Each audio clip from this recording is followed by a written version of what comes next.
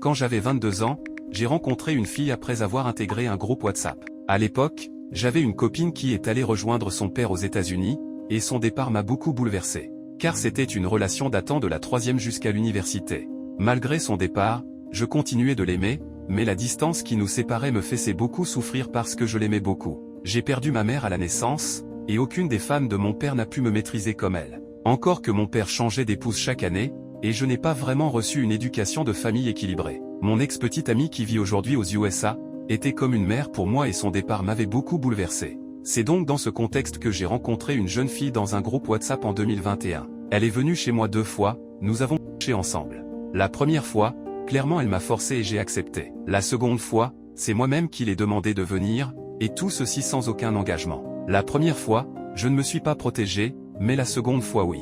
J'étais là au boulot un après-midi, elle me dit qu'elle est enceinte. J'ai dit, mais tu rigoles, elle me dit non. Elle m'envoie la photo d'un test de grossesse positive et me dit que j'en suis l'auteur. Ce jour-là, j'ai quitté le boulot et je suis allé la voir. Pour la supplier d'avorter, elle m'a dit non qu'elle veut être maman. J'ai demandé tu veux être maman à 22 ans, elle m'a dit oui. Je ne dormais plus, j'étais stressé à cause de cette situation. Elle m'a demandé de venir voir ses parents, ce que j'ai refusé en disant que la grossesse ne m'appartenait pas. À l'époque, elle était déjà enceinte de 2 mois. Or, nous avons couché ensemble, il y avait à peine 2 semaines. J'insistais que l'enfant n'est pas le mien, sa mère, et sa sœur me menaçaient également. Un dimanche matin, j'étais chez moi en train de laver la voiture de mon père, et le papa avec l'oncle de la fille sont venus chez nous. Ils ont mis mon père au courant de l'histoire.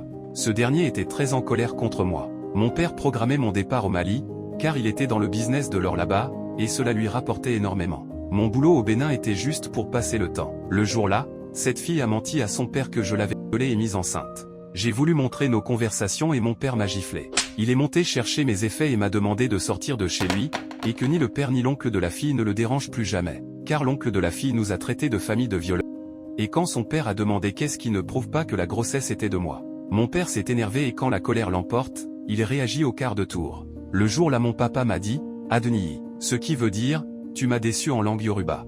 J'ai ramassé mes effets et j'ai erré 2 jours chez le mécano de mon père, qui a prévu lui parler mais rien. À l'époque, le service dans lequel je bossais, papa a demandé à ce qu'on me vire du boulot, ce qui a été fait. J'ai commencé à errer dans les rues de Cotonou, pendant ce temps la famille de la fille m'harcelait, et m'insultait, en message et audio. J'ai élu domicile chez un cousin qui vendait les iPhones et je l'aidais avec sa vente. Cette fille a envoyé la police dans la boutique de mon cousin, et ce jour-là 2 jeunes hommes, des clients, se sont retrouvés à m'y serreter, soupçonnés d'être des arnaqueurs dans cette histoire de grossesse que je refuse. Finalement le 8 juillet 2021, elle a accouché d'une fille. J'ai payé les frais d'accouchement, et j'ai fait le trousseau du bébé. Et si je vous dis comment j'ai eu cet argent? À cause de cette grossesse, je suis allé travailler au Nigeria en tant qu'aide-coffreur. J'ai fait des livraisons à Cotonou. J'ai vendu iPhone avec mon frère, tout ce qu'il faut pour que je m'en sorte et pour trouver de l'argent. Mais je ne cessais de prier Allah, je le suppliais pour que la vérité sorte un jour. En 2022, vous avez publié un article sur les tests ADN et je suis venu en message privé, j'ai pris le numéro, en ce moment j'étais toujours au chômage. Le jour où j'ai pris le numéro, le grand frère de mon père m'appelle et me demande d'aller demander pardon à mon papa, et que je vais travailler avec lui sur son parc automobile à Ekpé. Je suis allé demander pardon à mon vieux, et ce jour-là, il m'a donné 200 000 francs. J'ai pris les sous et j'ai loué une chambre salon avec. Et j'ai commencé le travail sur le parc automobile avec mon oncle. Chaque sou qui tombait, je remets à mon cousin chez qui j'étais resté pour vendre les iPhones. J'ai commencé cette cotisation depuis juillet 2022.